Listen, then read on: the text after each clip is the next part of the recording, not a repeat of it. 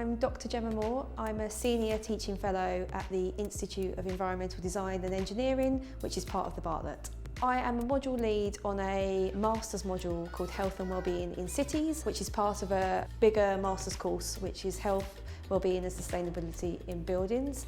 Within my particular module, I engage communities and I give the students opportunities to work with communities at a number of levels. First of all, within the teaching itself, and so some of my lectures are held in community settings. So one of the topics that we look at is the role of social networks and connections and the impact on health.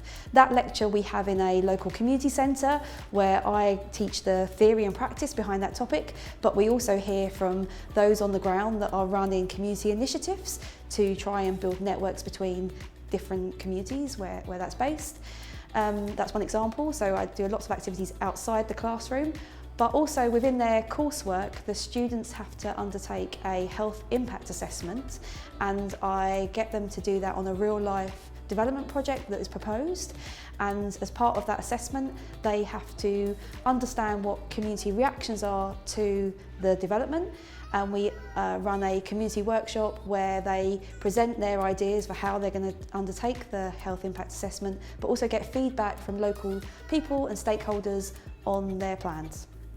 The module I run is a quite new module. This is the third year, and so the course I did was I designed it so it fully engaged communities at different levels.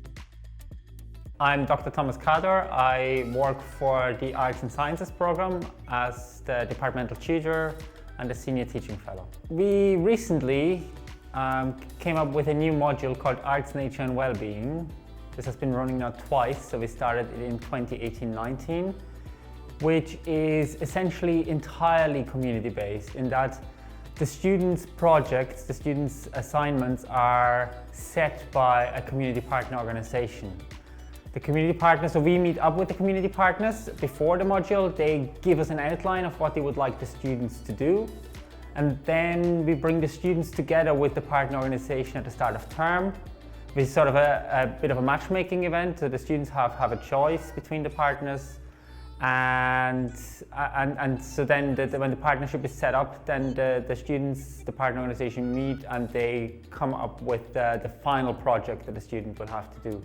So then essentially the whole module is then built around providing the students with the skills, understandings, knowledge that they need to work efficiently, effectively with their partner organisation towards the project that the partner has set them. The final outcome then of this partnership is that the students produce a 3,000-word report, and the same report is submitted to us for grading, as well as to the partner organisation, and they can essentially then use it in whichever way they see fit. So some partner organisations just include that as part of their annual reports.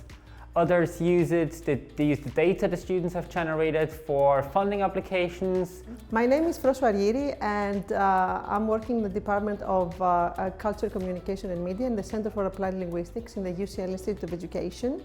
I am co-leading the module of bilingualism and multilingualism, and I'm also teaching on the module of second language acquisition and research methods. This is the first time I have engaged community partners in my teaching. I have specifically invited community partners from the Czech School Without Borders and the Brazilian school.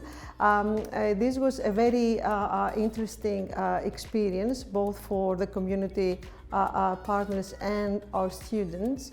Initially, our community partners had the opportunity to discuss the function of their schools and to also discuss challenges and problems they may face when they teach multilingual children. The community partners and the students had the opportunity to work together on a number of activities, and then the students had the opportunity to present the outcomes of these activities. So an interesting development of this session is that students will visit the Czech School Without Borders to deliver a workshop on childhood bilingualism.